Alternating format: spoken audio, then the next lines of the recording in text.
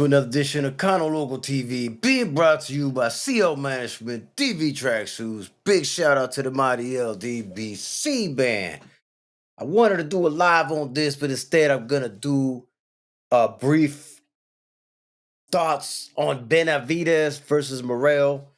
That way it could be on wax with no interruptions and me not having to read the chat today and stuff like that. I have something I gotta do later on today, so it won't be conducive for me to doing it live. So I'm gonna do it this way, that way there's no distractions and I can just get straight to the point and y'all can get on with your day as well, man. Now, Benavidez versus David Morrell, it is a huge fight. I don't believe it's the biggest fight that could possibly be made, but it is a big fight, okay? You got two undefeated fighters in their prime that are willing to lay it all on the line for now. And they're putting their O on the line. They're putting their O on the line, which is the main thing. So I gotta respect that just on that principle, on the principle alone that they're willing to put their undefeated records on the line at this time in their career. I gotta respect it and shit. Listen, man, I know that David Morrell is an awesome fighter. They're both awesome fighters, right?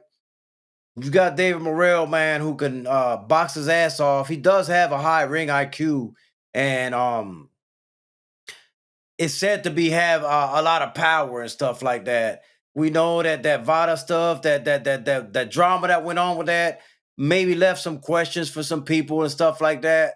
But that's all it could be, is a questionable in your mind. It can't be something that you know for sure.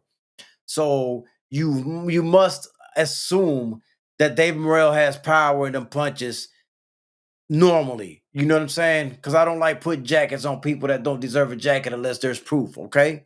So I think the keys to victory on this, man, for David Morrell, man, is he gonna have to box mid-range and on outside. I'm thinking this, okay? Now, this may be a recipe for disaster either way, but I just don't see where you can go in there and bang with David Benavidez. Like, go toe-to-toe with David Benavidez, man. You gotta try, if not fight like that, maybe put Benavidez on his back foot, man. I don't know if that's even a possibility for David Morrell to do, but if he can, that would actually be a good strategy. Try to keep David Benavidez moving and backtracking and stuff like that, man. Um, but to be fair, I just don't see David Morrell winning this fight. I honestly don't see David Morrell winning this fight, man. I'm telling you things he could possibly do, but can he do it? I don't know. It's gonna have to be one of those you're gonna have to show me type of things, man. Um, I don't even know if I'm alone in this, but I don't think he could bang with Benavidez. I don't think he can go toe to toe with him. He's gonna have to box him. So I'm gonna say he's gonna have to box him, man. Um, Benavidez, all he gotta do is be David Benavidez. That's all he gotta do is be himself. Be on his front foot, be applying pressure, work behind the jab, keep applying pressure, which is what I think he's going to do. And I don't think that David Morrell's going to be able to stop that. David Benavidez, the thing with Benavidez is, and I heard somebody say this, and I don't know where they got this idea from, but they was like, if David Morrell take him into deep waters into the later rounds, David Benavidez will tire out. And I'm saying to myself, no, that's quite the opposite. Anytime I've seen David Benavidez fight, he may start out a little slower so Morrell could get some early rounds. Sort of like what Caleb Plant did, sort of like what Andrade did. They did get some of them early rounds, if you really pay attention.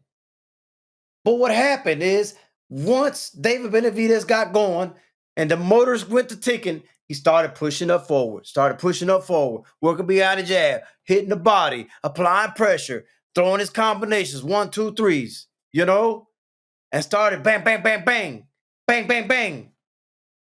And bro, David Benavidez may not be a one-punch KO artist, but he's definitely got power and will break you down little by little. And if you put me against the wall, I would have to tell you right now that my pick, and this is what this is, my thoughts and my pick, okay? My pick for this fight is David Benavidez, and I think he's going to stop David Morrell in the late rounds. I'm going to say 10 or 11th round. Round 10 or round 11. I know that's a bold pick, but man, that Mexican monster, man, when he apply that pressure, man, and he dedicates himself to push forward like that, I don't see Morrell taking it, man. And I know we all could say that he looked bad in his last fight. So did David Morrell. They both looked bad in their last fight.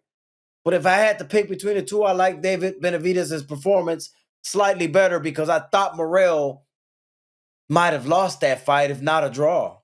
Whereas I saw Benavidez win his. So that's my pick, man. David Benavidez, round 10, round 11. And just as a bonus, man, I think T. Stephen Fulton, aka Scooter, I think he's gonna win a split decision against Brandon Figueroa, man. I know that there's a lot of people saying that he's not focused, that he was getting beat up in sparring and all that. All that talk is good, but when the bright lights come on, I believe Scooter's gonna perform. I believe he's gonna perform. And the other thing about it is, I think a lot of people, including Brandon Figueroa, might even be overlooking Scooter, thinking he's on that decline, thinking he's not focused, thinking, he just wants a payday. I've seen it so many times before. Oh, so many times before. I'm going to put my money on Scooter. I think he's going to pull this off, man, and it's going to shock a lot of people. But I got to put it on wax, man, so people know that I did pick him. And if I'm wrong, so be it. I'll just tell y'all were right, man. But anyway, let me know what y'all think, man. This is all I got for y'all, man. But hit that like button, hit that subscribe button, and leave a comment down below, man. This always brought to you by CO Management, DV Tracksuits. Big shout out to the Mighty LDBC. Kano Local TV. I'm out, man. On to the next.